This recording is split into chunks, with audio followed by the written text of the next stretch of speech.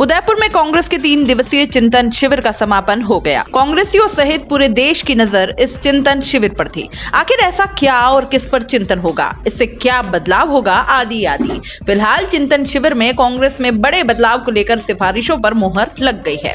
इसके तहत अब अगले लोकसभा और विधानसभा चुनावों में कई बुजुर्ग नेताओं के टिकट कटना तय हो गया है। युवाओं को संगठन से लेकर चुनाव टिकट वितरण में प्रायोरिटी मिलेगी और ये बदलाव 2024 के लोकसभा चुनाव और इसके बाद होने वाले विधानसभा चुनावों से लागू होंगे। लोकसभा चुनावों में 50% टिकट 50 साल से कम उम्र के नेताओं को मिलेंगे। युवाओं से जुड़े हुए समूह की इन सिफारिशों को लागू करने पर सभी ने सहमति भी जता दी है।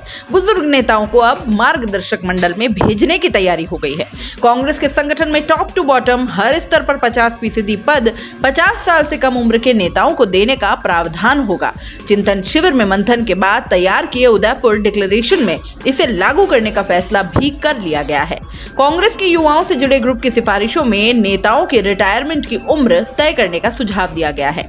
इसके अनुसार लोकसभा, विधानसभा से लेकर सभी चुने हुए पदों पर रिटायरमेंट की एक उम्र तय हो जाएगी। बुजुर्ग नेताओं को चुनाव नहीं लड़वाया जाएगा और बुजुर्ग नेताओं को पार्टी संगठन की मजबूती के लिए काम लेने की अब सिफारिश की गई है। यह प्रावधान लागू होते ही कांग्रेस में बुजुर्ग नेता टिकटों की दौड़ से बाहर हो जाएंगे।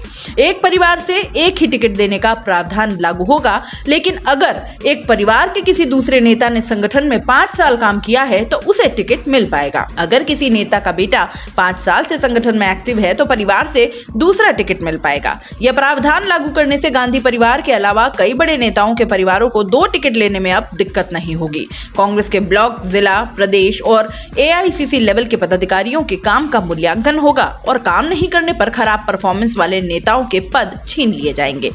ब्लॉक से लेकर प्रदेश लेवल तक 50% पदाधिकारी 50 साल से कम उम्र के होंगे। इससे युवा नेताओं को पार्टी में पद मिल पाएगा। पार्टी के पदों में SC, ST, OBC और माइनॉरिटी को भी भागीदारी देने के लिए आरक्षण का प्रावधान लागू होगा। हर राज्य में पॉलिटिकल अफेयर्स कमेटी का गठन होगा और आजादी के 75 साल पूरे होने पर हर जिला स्तर पर 9 अगस्त से 75 किलोमीटर लंबी पदयात्रा निकाली जाएगी। कांग्रेस में 90 से 180 दिन में ब्लॉक, जिला, प्रदेश लेवल पर खाली पड़े संगठन के पदों पर नियुक्तियां होगी और कांग्रेस में मंडल कमेटियां भी बनेंगी। तो ये वो 5 संकल्प है जो इस चिंतन शिविर के परिणाम के रूप में सामने आए हैं। अब जमीनी स्तर पर इस पर कितना काम हो पाएगा, ये तो आने वाला समय और आने वाले चुनाव ही बताएंगे। दोस्तों, CBC न्यूज आपके सहयोग से लगातार बढ़ता जा रहा है। स्वतंत्र पत्रकारिता का सहयोग करने के लिए आपका धन्यवाद।